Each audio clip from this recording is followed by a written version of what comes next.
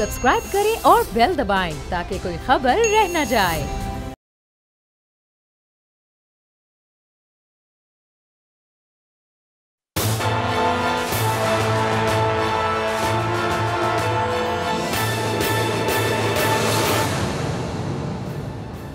अस्सलाम वालेकुम, मैं हूं अलीना इलियास और मेरे साथ मौजूद हैं समी इब्राहिम साहब और राना ताहिर साहब। आज के इस प्रोग्राम में हम 2-3 जो टॉपिक्स उन्हें डिस्कस करेंगे। पहले तो इमरान खान साहब की जो स्पीच है उन्होंने कहा है हम सोचेंगे नहीं बल्कि हम रिटेलिएट करेंगे। इसके अलावा कुलभूषण यादव साहब का जो केस है उस हवाले से बात करेंगे और आखिर में जो हम बात करेंगे डॉक्टर समद के हवाले से बात करेंगे। जी समी साहब।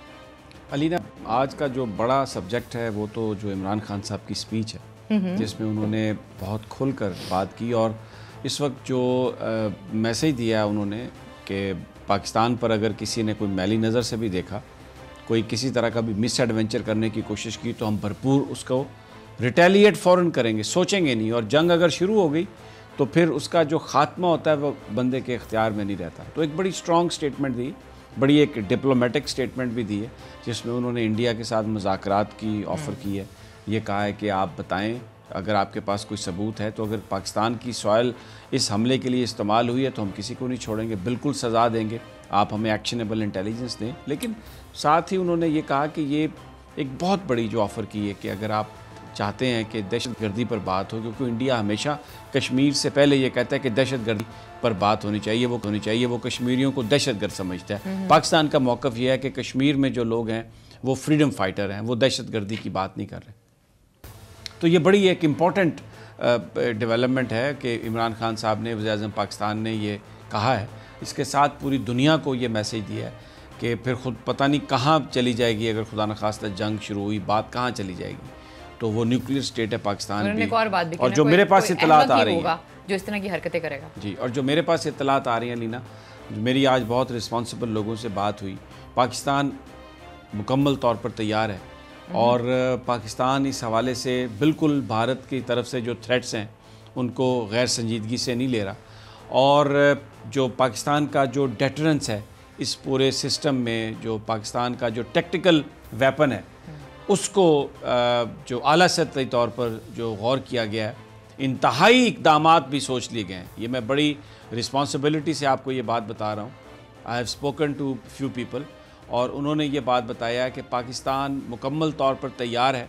हम ट्रेडिशनल वॉरफेयर में भारत हमसे मजबूत है कंपैरेटिवली, बड़ा मुल्क है, उसकी फ़ौज बड़ी है, तो वो जो ट्रेडिशनल वॉरफेयर है शायद उसमें हम इतना ज़्यादा देर तक मुकाबला ना कर पाएँ। इसलिए जो टेक्टिकल वेपन्स हैं पाकिस्तान के वो मुकम्मल तौर पर हुकाम इस पर नज़र रखे हुए हैं, क्योंकि ये बात जो मुझे आज बताई गई है टेक्निकली कि जो बड़े न्यूक्लियर वॉर हेड्स हैं उनको एक्टिवेट करने के लिए आपको बहुत ज़्यादा टाइम और बहुत सारी चीज़ें क्लब करनी पड़ती हैं। लेकिन जो टैक्टिकल वेपन्स हैं, अगर भारत ने देखा पाकिस्तान की तरफ किसी तरह से भी कोई भी कोशिश की मिस एडवेंचर की, तो बिल्कुल जो इत्तलात हैं पाकिस्तान कतई तौर पर कोई इसमें नहीं वेट करेगा और इंतहाई जो कदम है वो उठाया जाएगा ताकि भारत को इस बाज रखा जाए। तो ये नहायत संगीन सूरत हाल है। शायद मोदी साहब इलेक्शन जीतने के लिए या जो उनकी भारतीय जो वो सारे जो सूरमा हैं वो अपने मुल्क की सियासत को ये खेल रहे हैं इस तरह से और पॉइंट स्कोरिंग के लिए उन्होंने ललकारा है पाकिस्तान को। लेकिन Imran Khan is a different prime minister, नया पाकिस्तान है, बिल्कुल बात करने के लिए तैयार हैं। कश्मीरियों पर खुल के उन्होंने कहा कि आप मुज़ाकरात करें। तो ये तो एक डेवलपिंग सिचुएशन है। लेकिन कुछ पाकिस्तान के अंदर की जो कहानी है ना, वो उन पर आज मैं ज़्यादा ज़रा तवज्जो देना चाहता हूँ। वो ये है कि दो चीज़ें हैं। एक तो पिछले 5-6 दिनों में जो KPK से जो हमें खबरें आई, वहाँ पे डॉक्टर समद को जो गिरफ़्तार किया गया था, उसके हवाले से हमारे पास कुछ इन्फॉर्मेशन है, वो मैं आपसे शेयर करूँगा। और दूसरी एक बात, जो करप्शन के हवाले से जो पाकिस्तान के अंदर कार्रवाइयाँ हो रही हैं, उसमें स्विट्ज़रलैंड और पाकिस्तान के दरमियान बिल आखिर अब वो जो मुआहदा एक्टिवेट हो गया, SRO भी जारी हो गया जिसका नाम है SRO 187/2019 जिसका नंबर है, वो SRO भी जारी कर दिया गया जिसके तहत जो इन्फॉर्मेशन है एसेट्स की वो स्विट्ज़रलैंड और पाकिस्तान के दरमियान शेयर हो सकेगी। लेकिन एक जो डंडी मारी गई है वो बताना बहुत ज़रूरी है। इसहाक डार साहब ने ये बयान दिया था कि तकरीबन $200 बिलियन 2014 में उन्होंने ये बात की थी कौमी असम्बली में आके, और ये स्टेट बैंक को उन्होंने कोट किया था, उन्होंने स्विट्ज़रलैंड नेशनल बैंक जो SNB उसको कोट करके ये कहा था कि $200 बिलियन पाकिस्तानियों के जो गैर कानूनी तौर पर बनाए गए हैं, मेजॉरिटी जिसकी, वो स्विट्ज़रलैंड के बैंक्स में पार्क है और हम उसको और गवर्नमेंट जो है उसको वापस लाने की बात करेगी। लेकिन जो डंडी मारी गई, आज जो खबर हम बताना चाह रहे हैं, वो जो ये स्विट्ज़रलैंड के साथ मुआहदा किया गया, बजाय इसके कि वो जो पैसे वहाँ पर पार्क थे, जो इलीगल मनी गई थी वहाँ पे, उसको वापस लाने की कोशिश की जाती। इन्होंने जो मुआहदा किया है उसके मुताबिक सिर्फ जो एसेट्स के हवाले से तफसीलात जो हैं वो एक्सचेंज इंफॉर्मेशन होगी, वो भी ऑटोमेटिक नहीं होगी। जिस चीज़ के बारे में कहा जाएगा, मांगा जाएगा, वो मिलेगी। लेकिन 2018 से पहले की जो ट्रांजैक्शंस हैं वो इस मुआहदे में कवर नहीं होती। अब ज़रा मैं थोड़ी सी तारीख़ आपको बताऊंगा। 2014 में अगस्त में पाकिस्तान ने ये इस मुआहदे पर इनिशियली साइन कर दिए थे, जिसमें पैसे और वो बहुत सारी दूसरी चीज़ों का था, इशू था। एक्चुअली ये सारा दोहरा टैक्स जिसे हम कहते हैं, डबल टैक्सेशन के हवाले से था, उसको बचाने के लिए।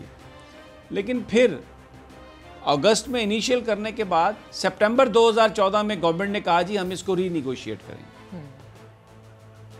इसको रीनिगोशिएट करना शुरू कर दिया।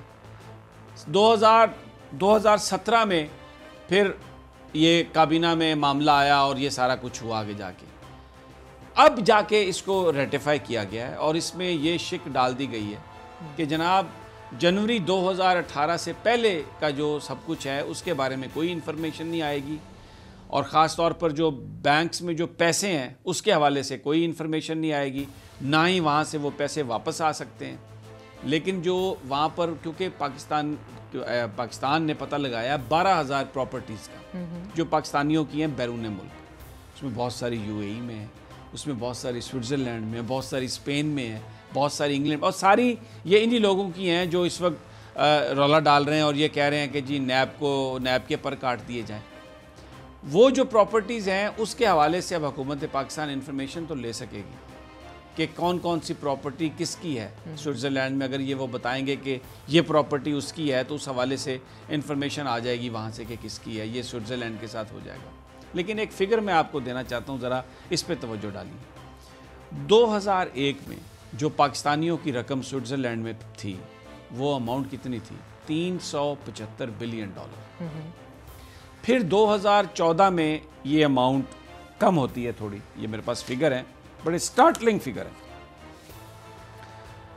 2013 में ये 134 बिलियन थी, 2016 में ये 153 बिलियन थी, 2015 में ये 165 बिलियन थी, निकाले गए। यानी 13 के बाद ना इसमें इजाफा हुआ है। 2015 और 2016 में बीच में निकाल भी लिए गए, इसमें पैसे आए हैं, उससे पहले ये पैसे वहां से निकाल लिए गए थे।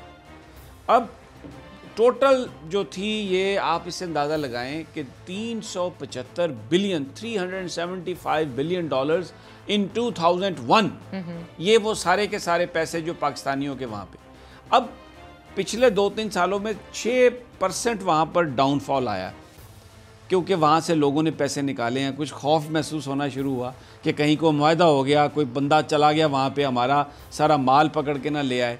जिस तरीके से UAE की बिल्डिंग्स के सारे कवायफ आए हैं और सुप्रीम कोर्ट ऑफ पाकिस्तान ने लोगों को टैक्स लगाया, जिसमें अलीमा खान साहबा का भी पता चला प्रॉपर्टी है, इसाक डार साहब की प्रॉपर्टी है, उसमें और बहुत सारे हमारे जो बिज़नेस टाइकून हैं उनकी बड़ी बड़ी प्रॉपर्टीज़ हैं। तो वो बुनियादी तौर पर ये सारी की सारी जो है ये हलचल हुई। अब देखें, इसमें ये मुआहदा जो किया बुनियादी तौर पर इसको पीपल्स पार्टी और नून लीग के गवर्नमेंट्स ने हैंडल किया। इमरान खान साहब की गवर्नमेंट तो अब आई है। अब जिस मुआहदे को इमरान खान साहब की गवर्नमेंट ने मैच्योर किया, जाहिर है इस पे वर्क तो पहले शुरू हो चुका था, यानी ये 2014 से काम हो रहा था। अब जो माजी की ट्रांजैक्शंस हैं, जो वहाँ पर जो सारे के सारे बैंक्स में पैसे पड़े हुए हैं, वो इस मुआहदे में कवर नहीं हो रहे। तो ये जो मुआहदा किया गया है, ये अभी इसमें आप प्रॉपर्टीज़ की इंफॉर्मेशन ले सकते हैं, वो भी उस पर्टिकुलर प्रॉपर्टी की जिसका सरकार पाकिस्तान स्विट्ज़रलैंड को बताएगी।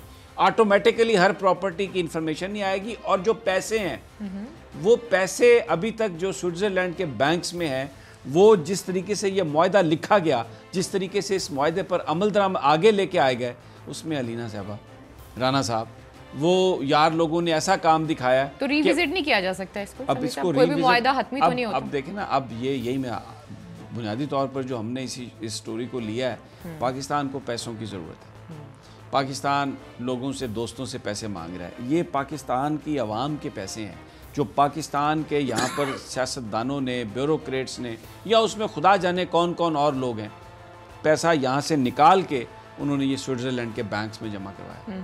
अब अगर सरकार पाकिस्तान स्विट्ज़रलैंड के पास जाती है, बिल्कुल उसी तरह जैसे हम आलमी फोरम पे गए और कारके इंटरनेशनल के हवाले से जो 120 अरब रुपए का हमारे खिलाफ डिग्री आई हुई थी, गवर्नमेंट ऑफ पाकिस्तान ने वो सबूत दिए जाके कि जनाब ये तो मुआहदा ही करप्शन की बुनियाद पर किया गया था, किक बैक्स, इसमें माल बनाने की बात की गई थी, तो उन्होंने उसको सस्पेंड करके पाकिस्तान को एक नई हेयरिंग दी।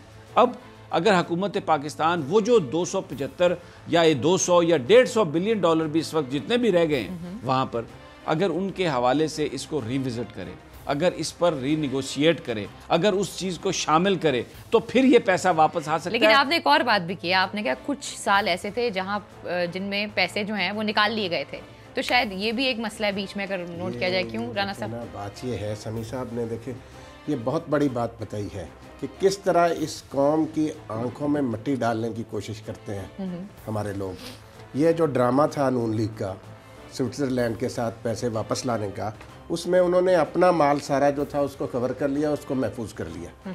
ये जो दूसरी बात आपने कही है समी साहब ने, जिसकी निशानदेही की कि 2001 में इतना पैसा था, 2013 में ये हुआ, ये है कि 2008 से लेकर 2013 तक मोहतरम आसफ अली जरदारी साहब की हुकूमत थी जी।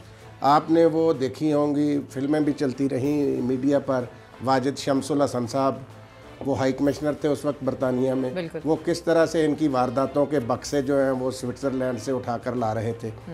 तो जब सुप्रीम कोर्ट उस वक्त थोड़ा सा मुतहर्रक हुई, उन्होंने ये कोशिश की कि जी स्विट्ज़रलैंड से वो तफसीलात हासिल की जाए, तो उसके बाद आसफ जरदारी साहब ने वहाँ से माल निकाल लिया। ठीक है, अब वो माल कहाँ पे है, वो इन्हें थाना ग्वाल मंडी के SHO के हवाले कर दें तो बता देंगे कहाँ पर है। वैसे तो नहीं ऐसे आप पार्लियामेंट में आके लीना इसको समझें, पार्लियामेंट में आके आप ये कह रहे हैं कि 200 बिलियन डॉलर पाकिस्तानियों का बाहर है, और आप कह रहे हैं कि हम इसका एग्रीमेंट कर रहे हैं कि हम स्विट्ज़रलैंड से वो पैसे लेके आएंगे, लेकिन एक्चुअली आप बैंक्स के हवाले से बात ही नहीं कर रहे। आप बात कर रहे हैं प्रॉपर्टीज़ की, और फिर आपने इनिशियल करने के बाद उसको रीनिगोशिएट करना शुरू कर दिया। जब आप रीनिगोशिएट कर रहे थे, कहीं एक ख़तरा था कि पैसे कहीं वो वापस ना चले जाएं, तो पैसे 2013-14 में जिस वक्त ये बात हो रही थी वो निकल गए। जब 2015 में ये बात क्लियर हो गई कि ये अब बैंक ट्रांजैक्शंस की बात ही नहीं हो रही, ये गवर्नमेंट टू गवर्नमेंट तो प्रॉपर्टी एक्सचेंज की बात हो रही है, पैसा दोबारा पार्क होना शुरू हो गया वहाँ पे। 2016 में ज़्यादा आया, 2015 में ज़्यादा आया।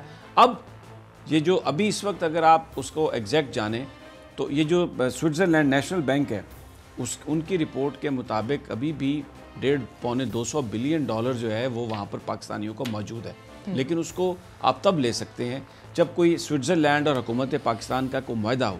अब इमरान खान साहब से ये जो हम बुनियादी तौर पर ये जो बात कर रहे हैं वो इसलिए कर रहे हैं कि ये जो हुकूमत है ये नया पाकिस्तान है, नई गवर्नमेंट है, इसकी नई अप्रोच है। इस गवर्नमेंट के अंदर भी कुछ लोग हैं जो जहाँ पर भी करप्शन के बारे में हाथ डाला जाता है तो उसको रोकने की कोशिश करते हैं। ये जो सारा ड्रामा है ना कि पार्लियामेंट को चलाना है, शहबाज शरीफ साहब को साथ लेके चलें, पीपल्स पार्टी को साथ लेके चलें, ये सिर्फ इसलिए है कि जिस वक्त आप साथ लेके चलें, आपस में गुफ्तगू हो, तो ये इस तरह के काम हुकूमत ना करे जिससे बाहर जो पैसा पार्क हुआ है, जो बाहर प्रॉपर्टीज़ बनाई गई हैं पाकिस्तानियों का, जो माल लूटा गया वो वापस ना आ सके। ये बुनियादी तौर पर जो सारा शोर शराबा है, ये जो सारी गलबात है, ये सारी इसलिए है कि वो पैसा बचाया जाए, वो माल बचाया जाए, क्योंकि वो कहते हैं कि इस हवाले से ये देखें। अब मैं इससे आप आ जाएं, ज़रा पाकिस्तान में आ जाएं, जो मैंने जिक्र किया, नैब ने जो डॉक्टर समद आर्कियोलॉजी के जो बताया गया कि PhD हैं संस्कृत के, इसमें कोई शक नहीं, वाहिद PhD हैं वो संस्कृत के, आर्कियोलॉजी के वो माहिर हैं। और मैं आपको बताऊं, हमें बिल्कुल रिस्पेक्ट करनी चाहिए जो पढ़े लिखे लोग हैं, लेकिन मुझे आप ये बात बताएं, अगर एक आदमी ने PhD की हुई है और वो चोरी कर ले, चोर तो चोर है, अगर एक आदमी ने PhD की हुई है वो किसी को कत्ल कर दे, अगर एक आदमी ने PhD की हुई है, वो गाड़ी बेहतियाती से चला के किसी गरीब का बच्चा मार दे गाड़ी के नीचे, तो क्या इसका मतलब है आप उस PhD को कुछ नहीं कहेंगे? क्यों? और मैं आपको ये बात बताऊं, इस मुल्क में क्या हुआ, इस मुल्क में डॉक्टर शाहिद मसूद को हथकड़ी लगा के टुराया फिराया गया, किसी ने कोई बात नहीं की। लेकिन सरगोदा यूनिवर्सिटी के वाइस चांसलर जो थे चौधरी अकरम, जिन्होंने गैर कानूनी तौर पर लाहौर में सरगोदा यूनिवर्सिटी के कैंपस को चौधरी जावेद के हाथों बेचा और विदाउट यूनिवर्सिटी सिंडिकेट वो सारा कैंपस ऑपरेट करता रहा और करोड़ों रुपए की उसमें गबन हुई, तो यहाँ पर यार लोगों ने वो जो चौधरी जावेद साहब जो फौत हुए, जिनके हाथ में हथकड़ी लगी हुई थी, उनको प्रोफेसर बना दिया। वो प्रोफेसर नहीं थे, he was simply a investor. लेकिन बहुत सारे कॉलम निगार, क्योंकि चौधरी अकरम साहब के कहने पे सरगोदा यूनिवर्सिटी जाते थे, लेक्चर देते थे, 50-50 हज़ार एक लेक्चर की फ़ीस लेते थे, उन्होंने कॉलम निगारों में एक बहरान बर्पा कर दिया। ओहो, प्रोफेसर को हथकड़ी लग गई। फिर आप देखें मुजाहिद कामरान आ जाएं, जो पंजाब यूनिवर्सिटी लाहौर के वाइस चांसलर रहे, उन्होंने यूनिवर्सिटी की ज़मीन सारी की सारी वो दे दी मेट्रो के लिए, और इसलिए कि ऑरेंज ट्रेन के लिए, इसलिए कि उनको फैसिलिटेट किया, इसलिए कि उनको अपनी जॉब आगे चाहिए। 500 भर्तियां की सिंडिकेट की मंजूरी के बगैर, गैर कानूनी। और वहाँ पर आप जाके देखें, प्रोफेसरों से बात करें, जिस प्रोफेसर के वो मुखालिफ होते थे उसका नातका बंद कर देते थे। इसके अलावा और कई इल्ज़ामात उनके ऊपर, डॉक्टर मुजाहिद कामरान पर। रिटायरमेंट के बाद काफ़ी अरसा तक वो रहे। अच्छा, अब आप मुझे ये बताएं, क्या आप अगर तो हथकड़ी लगाना पाकिस्तान के कानून में नहीं है तो फिर आप पकड़ लें जिसने हथकड़ी लगाई, लेकिन मुझे ये बताएं ये कौन सी डिस्क्रिमिनेशन है कि आप इसको हथकड़ी लगा दें, इसको हथकड़ी ना लगाएं। अब डॉक्टर समद की बात सुने, इसमें कोई शक नहीं वो PhD है, लेकिन भाई बात क्या है, आपको पता है ये मैं थोड़ी सी जब मैंने रिसर्च की तो उसमें मुझे ये पता चला, ये आजम खान साहब के बहुत नज़दीक हैं, जो principal secretary to prime minister हैं। डॉक्टर समद जो हैं, ये principal secretary to prime minister doctor Azam के निहायत उनके नज़दीक हैं, उनके राइट हैंड मैन इनको कहा जाता है। अच्छा। और बेसिकली ये समद साहब जो हैं, ये KPK के फवाद हसन फवाद, आप इन्हें समझ लें। बिल्कुल ऐसा। और आपको पता है ये जो डिटेल है, देखिए ना लोगों ने क्या किया, ये सिर्फ कोई ये नहीं है कि उन्होंने 2 PN भर्ती किए, ये इसमें ये है कि कीमती नवादरात, मुजस्मे और पता नहीं क्या कुछ आर्कियोलॉजी डिपार्टमेंट से गायब किया समद साहब ने। अच्छा, मैं आपको बताऊं, मैं थोड़ा सा मैं जानता हूं KPK में नवादरात के हवाले से एक बड़ा एक लोगों को बड़ा शुगल होता है। इससे पहले बहुत ऑनेस्ट आदमी थे हमारे साबिक वज़ीर दाखिला नसीरुल्लाह बाबर साहब, बड़े ऑनेस्ट वज़ीर दाखिला, टू द पॉइंट बात करने वाले। लेकिन आपको पता है, आप उनके घर जब भी जाते, जिन लोगों को भी ये प्रिविलेज मिली उनके घर जाने की, कीमती से कीमती नवादरात और मुजस्मे वो उनके घर मिलते थे। ये इनकी जो वैल्यू है, इनकी जो कीमत है, बहुत ज़्यादा होती है, बहुत बड़ी कीमत है, लेकिन उनको शौक था। अब ये जो बड़े बड़े लोग हैं, अच्छा, एक पीपल्स पार्टी के भी रहनुमा के साथ ये इशू हुआ था, जिन्हें दिया गया था हार, तो वो अपने घर ले गए थे। नहीं, वो यूसुफ रज़ा गिलानी साहब का आप जिक्र कर रहे हैं, वो तुर्क वज़ीर आज़म, वो उनका जो था वो। अच्छा, अब बात ये है, ये सारे के सारे जो गैर कानूनी काम है, अगर इनकी तहकीकात की है नैब ने, तो आप अगर कोई डॉक्टर समद के साथ कोई नाइंसाफ़ी हो रही है तो पेशावर हाई कोर्ट मौजूद है, पाकिस्तान की सुप्रीम कोर्ट मौजूद है, वो वहाँ पे जाके, पाकिस्तान एक डेमोक्रेसी है जहाँ पे इदारे इंडिपेंडेंटली काम कर रहे हैं, लेकिन आप नैब को तो प्रेशराइज ना करें। आप अब ये देखें, मुआहदे आप कर रहे हैं कि जो वहाँ पर बिलियंस ऑफ डॉलर गैर कानूनी तौर पर हैं, बैंक्स उसको हाथ ना लगाएं। आप सिर्फ प्रॉपर्टी एक्सचेंज की बात कर रहे हैं, और 2018 से पहले कि जो कुछ भी हुआ उसकी कोई इंफॉर्मेशन इस मुआहदे के तहत कवर नहीं होती। यानी माल जो बनाया 90 की दिहाई में, माल जो बनाया 2000 में, वो सारे का सारा अब वो पाक हो गया। वो जो फिर इन्होंने 2018 से पहले तक जो वहां पर जायदाद बनाई है, जो वहां पर माल बनाया, उसकी कोई ट्रांजैक्शन इस मुआहदे के तहत कवर नहीं। अगर आप इजाजत दें सर, आपने बात की है बैंक्स को इसमें ऐड करने की ज़रूरत है। ये जो सारा इस वक्त ओमनी ग्रुप और सारे जो फेक अकाउंट्स का केस हमारे सामने है, उसमें तो उन लोगों का नाम है जिनको लोग जानते ही नहीं है, और अभी भी जो डिटेल सामने आ रही है, लिंक्स जो हैं वो स्टैब्लिश नहीं हो पा रहे हैं। फिर दूसरा आपने बात की है कि बीच में जो है वो पैसे निकल जाते हैं, ये पैसे ऑफशोर कंपनीज में चले जाते हैं, मोस्टली ऐसा ही है। उन ऑफशोर कंपनीज को कि किसकी ऑनरशिप है, ये वो भी स्टैब्लिश करना बड़ा मुश्किल हो जाता है। फिर ये सारी चीज़ें जिनको देखना पड़ेगा, जो भी आपने मुआहदा करना है या जिस तरीके से भी चीज़ों को लेकर चलना है। मैं यही अर्ज़ कर रहा हूँ कि जो ये मुआहदे इन्होंने किए हैं, जिसको मौजूदा हुकूमत आगे लेके जा रही है, जिसमें उनको ऐड करने की ज़रूरत है, वो बुनियादी तौर पर ये जो पैसे हैं पाकिस्तान के जो गैर कानूनी तौर पर यहाँ से ले जाए गए, माल बनाया गया, और ये बिलियंस ऑफ डॉलर्स हैं, वो बिलियंस ऑफ डॉलर्स लाने के लिए इन मुआहदों को देखने की ज़रूरत है। मैं ये बता रहा हूँ कि ये जो माहौल बनाया जाता है पाकिस्तान के अंदर, जब भी यानी आज आप देखें ये कहा जाता है कि नैब जो है वो गैर कानूनी काम कर रही है, नैब जो है वो डराने धमकाने का काम कर रही है, नैब के कवानीन में आप तब्दीली ले आए, नैब जो है वो मुलजमों को ज्यादती कर रही है। हथकड़ी, मैं ये कहता हूं कि अगर या तो आप पाकिस्तान कानून पास कर दे कि किसी आदमी को हथकड़ी नहीं लगाई जाएगी, चाहे वो कोई जर्नलिस्ट हो, चाहे वो कोई भी हो। अब ये क्या बात है कि जी वो डॉक्टर साहब ने PhD की हुई है, उनको तो हथकड़ी नहीं लगानी चाहिए। इससे पहले चौधरी अकरम और मुजाहिद कामरान, इनके हवाले से मीडिया के अंदर एक इस तरह का एक फ्रेंजी बनाई गई, और वो सारे का सारा उस पर नैब को, आपको पता है यानी जो आप कौन सा इदारा इन्वेस्टिगेट कर सकेगा अगर आप करने वाले। अच्छा, प्रिंसिपल सेक्रेटरी साहब की तो आपने बात की है, लेकिन कुछ लोग ये भी कह रहे हैं कि इनका जो ताल्लुक है वो आतिफ खान साहब के साथ बड़ा ताल्लुक है, और जैसे कि आपने कहा ये जैसे कि फवाद हसन फवाद हैं या चीमा साहब हैं, वादा माफ गवाह हैं, तो ये भी वादा माफ गवाह बन सकते हैं, इसलिए एक वावेला मचाया जा रहा है। मैं चाहूंगी कि राना साहब आप कमेंट करें, लेकिन प्रोग्राम में वक्त हो गया छोटी सी ब्रेक का। जब ब्रेक से वापस आएंगे तो राना साहब का इस पे कमेंट लेंगे। Stay with us.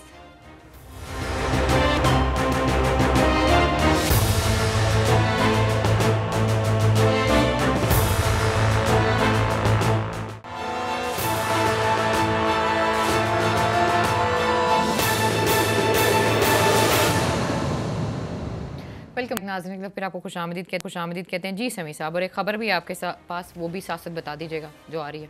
जी ख़बर अलीना ये आ रही है कि नैयर रिजवी साहब उन्होंने एडिशनल प्रोसिक्यूटर जनरल हेडक्वार्टर नैब अपना चार्ज आज संभाल लिया, और वो सुप्रीम कोर्ट और KPK के हवाले से हैं नैब के जो चल रहे हैं उसको देखेंगे। तो जो बुनियादी तौर पर जो स्टोरी हम डॉक्टर समद की जो जिस पर हम बात कर रहे हैं वो नैयर रिजवी साहब देखेंगे, क्योंकि बड़े ज़बरदस्त वो एडिशनल अटॉर्नी जनरल भी वो रहे हैं, एडिशनल बड़े स्ट्रेट फॉरवर्ड हैं, वो कोई लिहाज नहीं करते जी, स्ट्रेट फॉरवर्ड हैं, और उन्होंने खुमियाजा भी भुगता है सुप्रीम कोर्ट में। उन्होंने जो केसेस फाइल किए, जिस तरीके से वो लड़े, उसके बाद फिर वो जो पोस्ट थी एडिशनल अटॉर्नी जनरल की, वो उनसे बहरहाल एक कहानी है, फिर किसी निशिस्त में करेंगे, लेकिन बड़े अपराइट आदमी है। और ये जो देखें, अब इस चीज़ की कमी थी नैब में कि उनके पास जो, क्योंकि उनके फंड्स रुके हुए थे, जो पैसे उन्हें चाहिए थे वो नहीं थे। नैयर रिजवी साहब, ये मुझे पता है कि ये कोई बहुत ज़्यादा बड़ी कोई लुक्रेटिव पोस्ट नहीं है फाइनेंशियली, लेकिन क्योंकि वो एक चीज़ पे बिलीव करते हैं, काम पे बिलीव करते हैं, तो उन्होंने कहा कि आई विल सर्व पाकिस्तान। ऐसे ही उनके पास बड़ी अच्छी ऑप्शंस थी जो उन्होंने ठुकराई हैं। I agree with you. अच्छा, अब बात ये है कि ये जो डॉक्टर समद का जो मामला है, इसमें आप देखें, ये आज भी नैब ने अपना प्रेस जारी किया जिसमें उन्होंने कहा है कि जो नैब के चेयरमैन हैं उनको ब्रीफिंग दी गई है इनके हवाले से, समद साहब की जो कंबाइंड इन्वेस्टिगेशन टीम है उसके हवाले से, और ये मामला जो एंटी करप्शन एस्टेब्लिशमेंट है KPK के, उन्होंने भी पहले उठाया था। डेली बेसिस पे रिपोर्ट चेयरमैन लेकिन सर नैब ने पूरी इन्वेस्टिगेशन की है, जो फरियाल साहिबा का लेटर भी है जिसमें उन्होंने कहा कि ये जो नैब के अफसर हैं वो अपनी जान हथेली पे रख के इन्वेस्टिगेट करते हैं, तो उनको रिस्पेक्ट दे जिनके पास नॉलेज है। इस हवाले से उन्होंने हज़रत अली का एक कोर्ट भी जो है उसका भी उन्होंने जिक्र किया। तो उन्होंने जो इन्वेस्टिगेशन की है उसके ऊपर इस तरह इमरान खान साहब का ट्वीट करना, फिर उसके बाद जो नैब के चेयरमैन हैं उसका इस पर एक्शन लेना, आपकी जो टीम काम कर रही है आपको उस टीम पे यकीन रखना चाहिए। इतनी देर से इन्वेस्टिगेशन चल रही है सर, और अभी कहा जा रहा है कि ये जो KPK का नैब है, इससे ये जितने भी फेडरल इशू हैं अलग रखा जाए और प्रोविंशियल इशूज़ को अलग रखा जाए नैब में, ये भी इस तरह की बातें की जा रही हैं। इमरान खान साहब ने इसलिए स्टेटमेंट दी, ट्वीट इसलिए किया कि उनको जो बताया गया, और वो मैंने आपको पहले कनेक्शन बताया कि आज़म खान साहब, समद साहब उनके राइट हैंड मैन हैं, और नवादरात वहाँ से बड़े बड़े गायब हैं आर्कियोलॉजी से। इसके अलावा जो हेरिटेज ट्रेल है, ये 200 मिलियन रुपीज़ का प्रोजेक्ट था, उसकी कॉस्ट को बहुत ज़्यादा बढ़ा दिया गया। जब आप इन्वेस्टिगेट करते हैं इन बड़े लोगों को, तो उसमें फिर इसलिए ये सारे का सारा शोर मचाया जाता है कि कहीं वो जो जहाँ से ये सारा शुरू होती है बुराई, वहाँ तक ना आप पहुँच जाएं। चेयरमैन नैब ने वज़ीर आज़म साहब से ये कहा था कि आप नैब के हवाले से उस बंदे से इंफॉर्मेशन लें जो नैब ज़दा ना हो। बड़ी काम की बात थी। अब आज़म खान साहब जो हैं principal secretary to prime minister हैं, अभी 21वें ग्रेड में है, लेकिन अब वो सिलेक्शन बोर्ड का होने वाला है इजलास अगले हफ्तों में, तो उसमें ये 22 में भी चले जाएंगे। तो वो जो भी पिक्चर दिखाते हैं वज़ीर-ए-आज़म साहब को, ज़ाहिर है वो वज़ीर-ए-आज़म साहब देख लेते हैं। अब ये वो मामला है कि ये जो नायबज़दगान है इन्होंने कंप्रोमाइज़ करवाए हैं। शहबाज शरीफ साहब को पब्लिक अकाउंट्स कमेटी का हेड बनवाया, इसलिए बनवाया कि क्योंकि उनको पता है कि खुद उन पे भी कल ये अब अलीम खान साहब के प्रोडक्शन ऑर्डर भी जारी हो गया, तो इसीलिए ख्वाजा साद रफ़ीक साहब भी हमें उनकी तारीफ़ करते हुए नज़र आते थे कि मुझसे अलीम खान के बारे में पूछा तो मैंने कहा मैं उनके खिलाफ वादा माफ गवाह नहीं बनूंगा। और ये सारे स्पीकर साहब ने जो फिजिकल रिमांड में जो बंदा है उसके प्रोडक्शन ऑर्डर जारी किए। अब देखें ना, अब अलीम खान साहब भी मुझे लगता है अभी फिजिकल रिमांड में ही है, या मैं तो फिजिकल रिमांड में शायद उनका दिया गया, तो अब उनका भी प्रोडक्शन ऑर्डर जारी हो गया। तो जब पीपल्स पार्टी वाले यही कह रहे हैं, ये सारे ये चाहते हैं कि इस मुल्क में एहतसाब ना हो, और अगर हो तो गरीब आदमी का हो, अमीर आदमी का ना हो। लेकिन मेरा ये ख्याल है कि जैसे अभी हमने ये नैयर रिजवी साहब आए हैं, इस तरह की टीम जो है जब नैब के पास आएगी तो वो मजीद उसमें पुख्तगी आएगी, रेफरेंसेस सही फाइल होंगे और प्रोसिक्यूशन ठीक होगी। तो ये इस मुल्क में इस वक्त जो सब कुछ जो शोर शराबा डालने की कोशिश की जा रही है, प्रेशर डालने की कोशिश की जा रही है, वो सिर्फ इमरान खान के ऊपर। अब एक और इसका पहलू, मेरा आपसे एक सवाल है, इमरान खान साहब को फिर पहले पूछ लेना चाहिए था, चीज़ों को जान लेना चाहिए था, उसके बाद सोशल मीडिया पर आना चाहिए था, क्योंकि सोशल मीडिया के ऊपर जिनसे अभी पूछे तो फिर वो जानने की कोशिश कर रहे हैं। आप ट्वीट कर देते हैं, आप ट्वीट कर देते हैं जाने बगैर, पूछे बगैर। आजम खान साहब से तो उन्हीं से पूछ के बताया। इसके अलावा भी तो सिर्फ काउंटर चेक होना चाहिए कि आजम खान साहब जो कहेंगे वो हतमी चीज है। आपको फोन करके पूछते सर, जिसको उनकी पूरी टीम है सिर्फ आजम खान साहब ही उनके, कैसी बात कर रहे हैं सर? केपीके के चीफ मिनिस्टर उनको बताते सही। वो नैब आप बात सुने अलीना, बात सीधी सी है यहाँ पे इस मुल्क में कि इस मुल्क के मसाइल का हल एक ही है कि इमरान खान साहब कौम को एतमाद में लें, इस मुल्क में रेफरेंडम कराएं, कौम से पूछें कि आप क्या चाहते हैं, इस असम्बली को तोड़ें, आवाम के पास जाएं, आवाम से फैसला लें। वरना इस तरह के लोग जो हैं, अब क्या ड्रामा हो रहा है, क्या कहा केपीके की अफसरशाही ने वज़ीर आज़म साहब से, किसके कहने पर किया? वो ज़ाहिर है केपीके की हुकूमत और केपीके की अफसरशाही जो है वो उनका मुश्तरका मामला है कि जी नैब जो है ना, ये सिर्फ वफाकी महकमों तक इसको महदूद कर दिया जाए। यही बात सिंध में पीपल्स पार्टी करती थी कि जी हमारा अपना एंटी करप्शन डिपार्टमेंट है, उसे काम करने दिया जाए, नैब इधर दखल ना दे। यानी जिस चोर पर हाथ डाला जाए वहाँ पे आप कहते हैं यहाँ से नैब को काम ना करने दें। तो यहाँ पे अलीना, इस मुल्क को सही करने के लिए, ये चोरों से निपटने के लिए ये ज़रूरी है कि ये इस तरह के लोगों की बातें जो समी साहब ने अभी जैसे जिक्र किया कि जो नैबज़दा लोग इमरान खान साहब के इर्द गिर्द हैं, वो उन्हें कोई सही पिक्चर दिखाएंगे? कभी भी नहीं दिखाएंगे। ये असल बात है। बट वही उनकी कोर टीम है जो उन्होंने खुद सेलेक्ट की, और ऐसा हरगिज नहीं है कि उनको नहीं पता कि उन पे केसेस हैं सर। ये मेरा हमेशा से सवाल रहता है। नहीं, ये पता होगा उन्हें, लेकिन क्योंकि एक जनरल ये बात समझी जाती है कि जब तक कोई आदमी कन्विक्ट ना हो, जब तक किसी को सज़ा ना हो, आप उसे मुजरिम नहीं समझते। ये भी एक सोच है, इसमें एक डिबेट है। देखिए, हम ये जो बात कर रहे हैं, हम एक क्वेश्चन मैं उठा रहा हूँ, आप भी वही क्वेश्चन उठा रही हैं बेसिकली, ये जो एक नैबज़दगान है, ये जो लोग वहाँ पर इकट्ठे हो गए हैं, ये उनकी सोचने समझने की जो सलाहियत है उसको मुतासर कर रहे हैं। अब आप देखें, आज इमरान खान की स्पीच आई इंडिया के हवाले से, उन्होंने डेफिनेटली नेशनल सिक्योरिटी के हवाले से पॉलिसी स्टेटमेंट थी, नहीं पॉलिसी स्टेटमेंट थी, लेकिन मशवरा किससे किया होगा? इदारों से किया ना। तो जब जहाँ से सही एडवाइस आई तो उन्होंने, आज पाकिस्तान के इदारों की इंटेंशन आपके सामने आई। प्राइम मिनिस्टर पाकिस्तान ने आज ये कहा कि हम गुफ्तगू करने के लिए तैयार हैं, हम पाकिस्तान की सॉयल को दहशतगर्दी के लिए इस्तेमाल नहीं होने देंगे, ना ही हम ये कहेंगे कि कोई दुश्मन आके हमारी ज़मीन पर दहशतगर्दी हमारे ख़िलाफ़ कर सके। हम गुफ्तगू करने के लिए तैयार हैं, हर तरह से बात करने के लिए तैयार हैं। और दूसरी बात कि पाकिस्तान को इसका क्या फ़ायदा होगा? पाकिस्तान को कोई फ़ायदा नहीं होगा। और तीसरी बात उन्होंने ये कही कि आप कहते हैं दहशतगर्दी पर बात करें, हम उस पर भी बात करने के लिए तैयार हैं। आप जिस चीज़ पर बात करते हैं हम निगोशिएट करने के लिए तैयार हैं। कश्मीर का जिक्र किया उन्होंने कि आप ये देखें कि कश्मीरी यूथ अगर अपने आप को मारने के लिए तैयार है तो क्या आपने हालात क्रिएट किए हैं। अफ़गानिस्तान का हवाला दिया कि तालिबान के साथ अगर अमेरिका 17 साल जंग के बाद मुज़ाकरात कर रहा है तो इसका यही नतीजा है कि बंदूक और गोली मसले का हल नहीं है। आप मुज़ाकरात करें, आप गुफ्तगू करें। अब ये जहाँ से मशवरा आया उसके बाद इमरान खान साहब ने इस पर बात की तो देखें क्या खूबसूरत बात की। मैं अर्ज़ ये कर रहा हूँ कि ये जो आज़म खान साहब और ये जो जब इस तरह के लोगों से जब मशवरा होता है, क्योंकि ये खुद मतलूब हैं, ये खुद एक जगह पर फंसे हुए हैं, तो ये हर वो कोशिश करते हैं रिकन्सिलिएशन हो, इन लोगों को साथ लेके चला जाए, माफ़ी की बात हो, ताकि हमने जो माल बनाया उसकी भी बचत हो।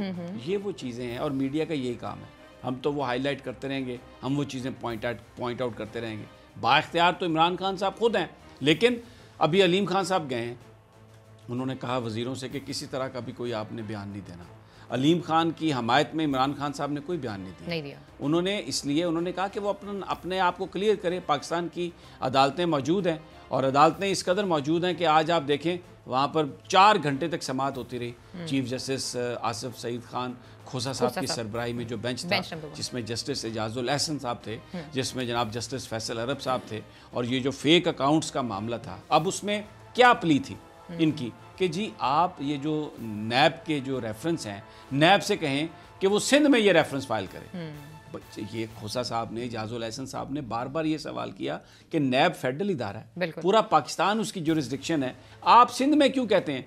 देखिए, जहाँ पर इदारे, अगर नैब कोई मांगे डॉक्यूमेंट्स, इदारे उसके साथ ताउन ना करें, और हुकूमत सिंध का ताल्लुक ही कोई नहीं है, लेकिन एडवोकेट जनरल साहब आए हुए थे, पूछा एजाजुल एहसन साहब ने, आसिफ सईद खान खोसा साहब ने, भाई एडवोकेट जनरल साहब क्या सिंध गवर्नमेंट का मुलव्वस है किसी चीज़ में?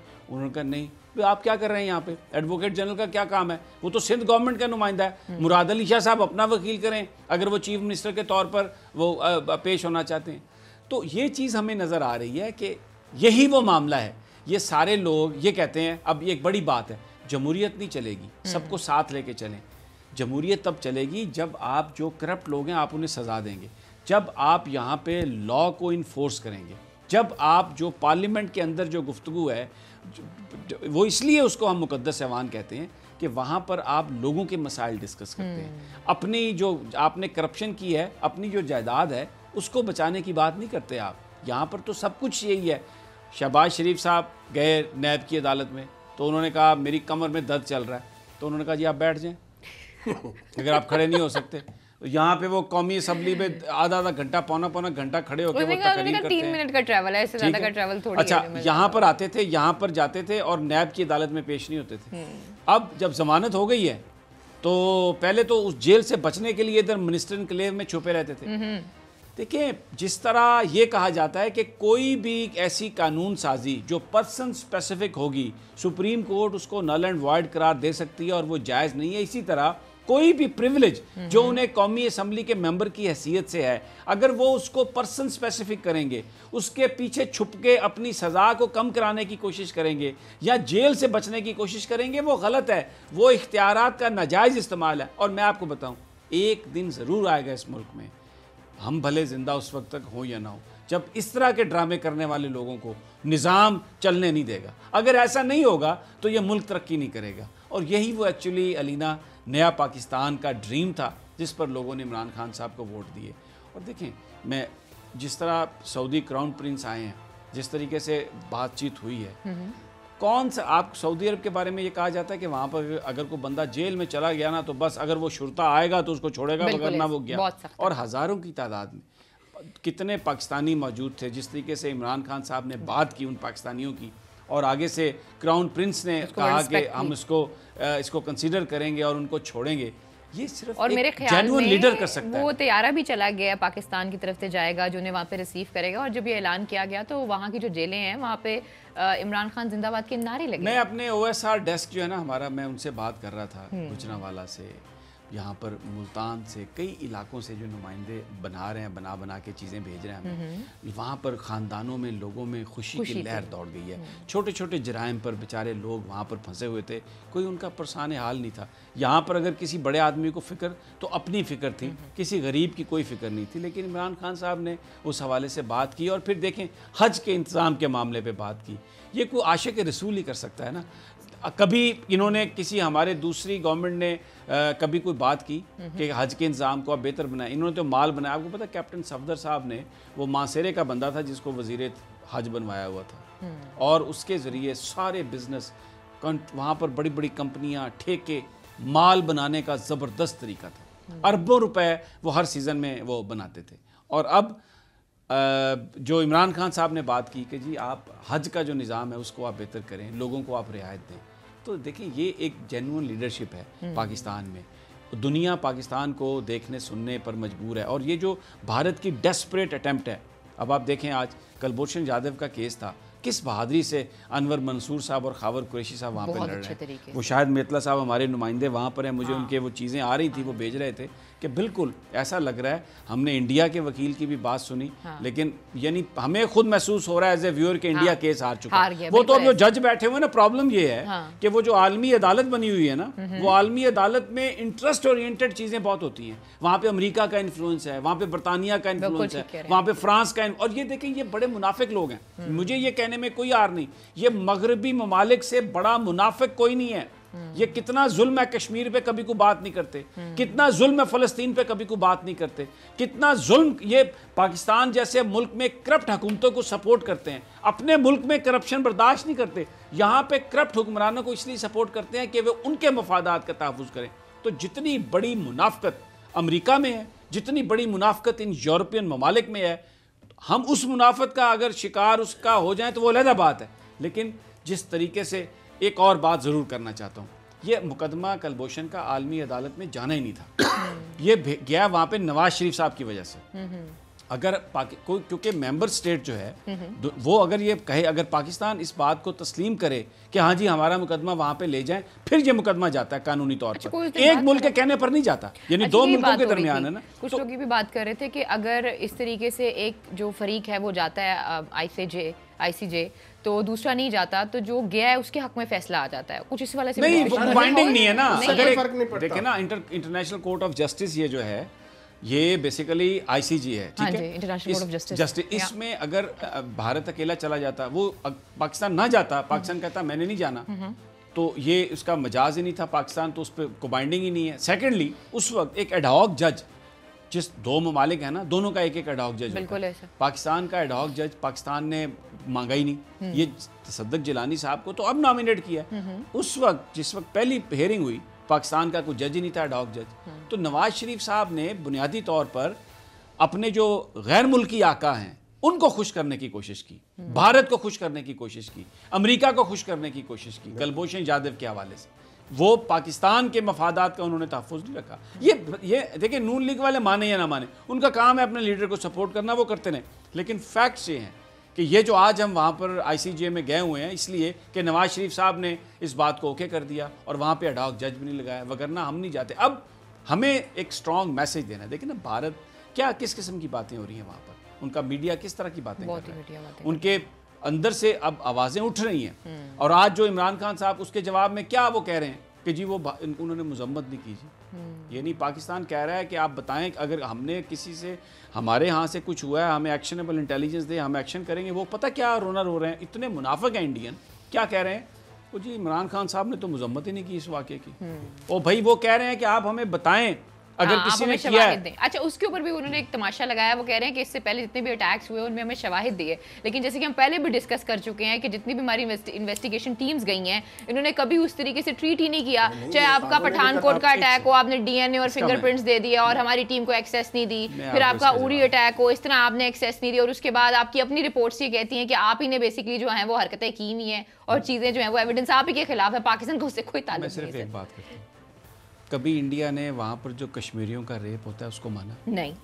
जो इतना कत्लो गारत हुई है, जिसके ऊपर इंटरनेशनल ह्यूमन राइट्स कमीशन अपनी रिपोर्ट्स दे चुका है, जिस पे बरतानिया की जो हाउस ऑफ कॉमन्स में रेजोल्यूशंस आ चुकी हैं, वहाँ पर इज्तमाही ग्रेव्स मिली हैं जिसमें सैकड़ों की तादाद से बॉडीज़ मिली हैं, और रेप करते हैं, किडनैप करते हैं, सरेआम मार, कभी उसको माना?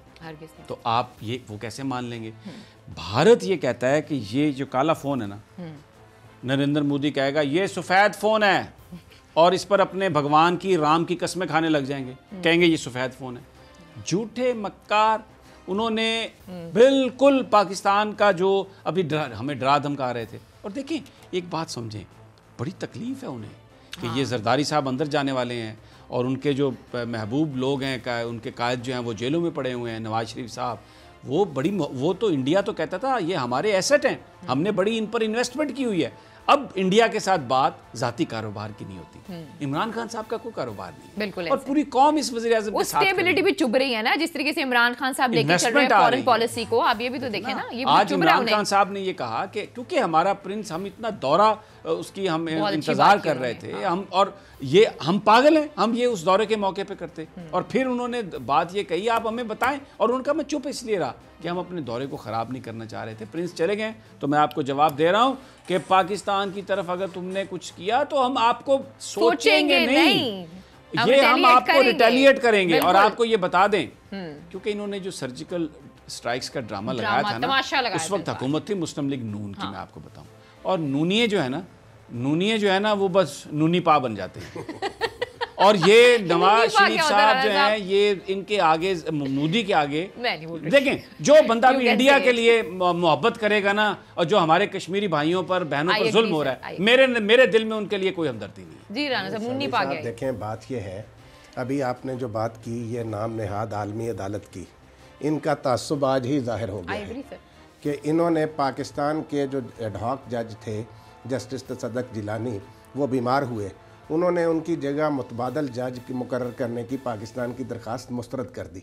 इससे बड़ी मुनाफिकत, रियाकारी। अब एक चीज का मैं जरूर जिक्र करना चाहता हूँ, आज फलीना टाइम का मैं एक चीज इजाजत देते हैं, मुझे खफा नहीं हुई। आप कल आपने शो नहीं किया, आई कैन अंडरस्टैंड। वाईडीए के जो प्रोटेस्ट है मैं उसका जिक्र करना चाहता हूँ। यंग डॉक्टर्स ने आज लाहौर में, पिंडी में, बड़े बड़े शहरों में एहतजाज किया और उनका मुतालबा किया है कि ये जो बददियानत सूबाई वज़ीर कानून है ना, जो वज़ीर बल्दियात भी बन गया, बिशारत राजा, ये इस्तीफ़ा दे। इसने बेनज़ीर हॉस्पिटल के डॉक्टर तारिक नियाज़ी को जो जिस तरीके से इसने तब्दील करवाया, और दूसरा शेख जैद के जो डॉक्टर्स जिनको ये इन्होंने फ़ारिग किया, उनको उन्होंने कहा कि वो बहाल करें। सर्विस स्ट्रक्चर की वो बात मांग रहे हैं। और इसमें उन्होंने आज वाईडीए का जो इज्तिमा था, उसमें नर्सेस भी, पैरामेडिकल स्टाफ भी शरीक हुआ। एडहॉक डॉक्टर्स को रेगुलराइज नहीं ये कर रहे, जो बेसिक हेल्थ यूनिट्स में है। एक पूरी डिमांड है, और ये उस्मान बुज़दार साहब को चाहिए, इमरान खान साहब को चाहिए, और मैं शर्म दिलाना चाहता हूँ शहबाज गिल साहब को। आज वो गए हैं चाइल्ड प्रोटेक्शन ब्यूरो में, और ये टोपी ड्रामा कर रहे हैं कि बड़ा वो कोई काम कर रहे हैं। ऐसा टोपी ड्रामा ना करें। वो वीडियो हम आपकी चलाएँगे यहाँ पर, और आपको जो आपने वादा किया था उसको डॉक्टर तारिक नियाज़ी को बहाल करें। हम डॉक्टर्स के साथ हैं।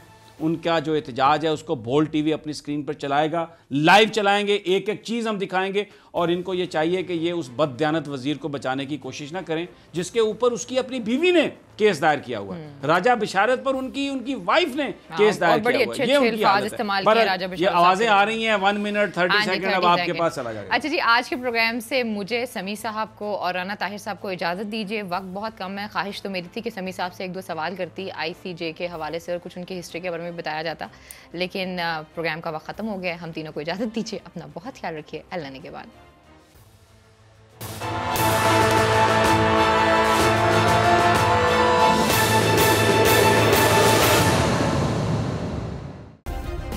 सब्सक्राइब करें और बेल दबाएं ताकि कोई खबर रह न जाए।